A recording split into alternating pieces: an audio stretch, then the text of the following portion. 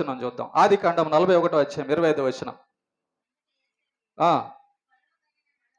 ఒకటే, దేవుడు తాను చేయబోచున్నది ఫరోకు తెలియచేసాను. చూసారా, అంటే ఈ భూమి మీద దేవుడు ఏం కార్యాలు చేస్తున్నాడో ఎరిగిన వాడై యోసేపు ఉన్నాడు.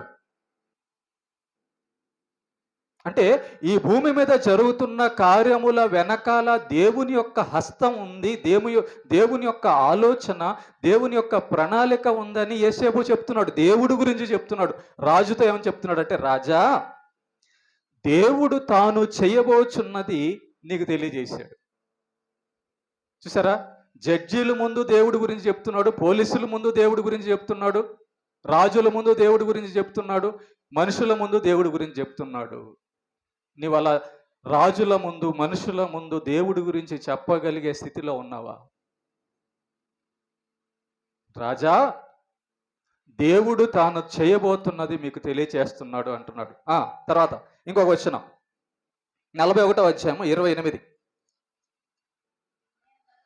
నేను ఫరోతో చెప్పు మాట ఇదే, దేవుడు తాను చేయబోచున్నది ఫరోకు చూపించాను. చూసారా, రాజుతో ఏమంటున్నాడంటే, రాజా, దేవుడు ఏమనుకుంటాడో అది భూమి మీద జరుగుతుంది, అదే నీకు చూపించాడు.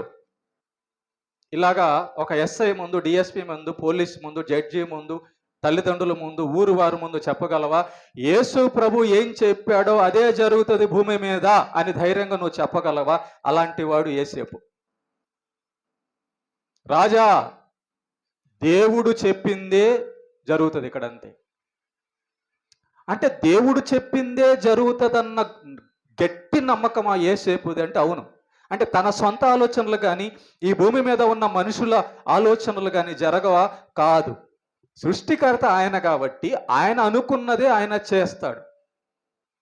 ఎలాగుంది చూడండి దేవుడు, యోసేపు యొక్క మనస్సు, యోసేపు యొక్క అవగాహన. యోసేపు ఏమంటున్నాడంటే, రాజా, దేవుడు అనుకున్నదే భూమి మీద జరుగుతుంది. నువ్వు అలా అనుకుంటున్నావా? మనం అలా అనుకోగలుగుతున్నామా? ఇంకొక వచనం చూద్దాం. ఆదికాండము 41వ అధ్యాయం 32వ వచనం. ఆదికాండము 40. ఈ కార్యము దేవుని వలన నిర్ణయింపబడి ఉన్నది. ఇది దేవుడు ఏమంటున్నాడు చూసారా? దేవుడు గురించిన మాటలు ఏం పలుకుతున్నాడు, అతని జీవితంలో ఏం మాటలు దేవుడి గురించి పలుకుతున్నాడంటే, ఈ కార్యము దేవుని వలన నిర్ణయింపబడి ఉన్నది. బాప్తిస్మం ఎవరి వలన నిర్ణయింపబడింది? మందిరం ఎవరి వలన నిర్ణయింపబడింది? సువార్త ఎవరి వలన నిర్ణయింపబడింది? వాక్యము ఎవరి వలన నిర్ణయింపబడింది? యేసు ప్రభు ఆ సిలువలో ఎవరి వలన సిలువ మరణం పొందాడు? నీకు రక్షణ సువార్త ఎవరి వలన వినబడుతున్నది? జరుగుతున్న ఈ కార్యాలంటే ఏంటి? కనుక యోసేపు గారు భూమి మీద జరుగుతున్న కార్యములన్నీ కూడా పరిశీలించే జ్ఞానం కలిగి ఉన్నాడు. ఈ కార్యము, ఇదిగో ఈ ఒక పని జరుగుతుందంటే అది దేవుని వలన జరుగుతుంది, దేవుడు చేసే కార్యము అని, అది దేవుడు చేసే కార్యమా, దయ్యము చేసే కార్యమా అనే అవగాహన కలిగి ఉన్నాడు. ఇది మంచి కార్యమా, చెడు కార్యమా అనే అవగాహన కలిగి ఉన్నాడు. దేవుడు గురించి మాట్లాడుతున్న మాట, తన జీవితంలో దేవుడి గురించి చెబుతున్న మాట. సుమారు యోసేపు గారు, ప్రేమ దేవుని బిడ్డలారా, సుమారు యోసేపు గారు 110 సంవత్సరాలు బతికాడు భూమి మీద. ఎంతమ్మా? ఈ 110 సంవత్సరాలలో ఆ జీవితంలో ఆయన దేవుడి గురించి పలికిన మాటలు ఇప్పుడు మనం ధ్యానం చేస్తున్నాం. దేవుడి గురించి ఏం చెప్పాడో ఆ మాటలు ఇప్పుడు మనం ధ్యానం చేస్తున్నాం.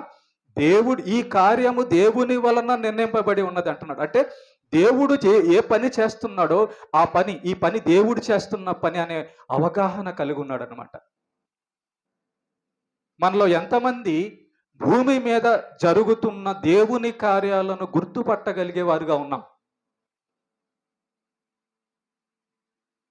దేవుడు నా కొరకు ఈ మందిరం నిర్మించాడు, దేవుడు నా కొరకు ఈ సువార్త నియమించాడు, దేవుడు నా కొరకు ఈ రక్షణ నియమించాడు, దేవుడు నా కొరకు ఈ బైబిల్ నియమించాడు అన్నిగా నీకు అవగాహన ఉంటే ఇప్పటికి బైబిల్ పూర్తయిపోద్ది. బైబిల్ ప్రకారం నువ్వు బతకడం మొదలు పెడతావు. ఎప్పుడు? దేవుడి మీద నమ్మకం కలిగి, దేవుడు నీ కోసమే, నా కోసమే ఈ బైబిల్ నియమించాడని నీ ఆత్మ రక్షణ కొరకు దాంట్లో ఉన్న సంగతులు పాటించాలని నీకు అవగాహన వస్తే, దేవుడి గురించి అవగాహన వస్తే, నీ జీవితం దేవుడు చెప్పినట్టుగా వెళ్తుంది. నీ నోట దేవుడి గురించిన మాటలు బయటకు వస్తాయి. యేసేపు దేవుడి గురించి పలుకుతున్న మాటలు 110 సంవత్సరాల జీవితంలో దేవుడి గురించి ఏం మాట్లాడాడో దేవుడు అది రాపిచ్చాడు. నా జీవితంలో కూడా దేవుడి గురించి మనం ఏం మాట్లాడామో అదంతా కూడా గ్రంథస్థం అయ్యింది.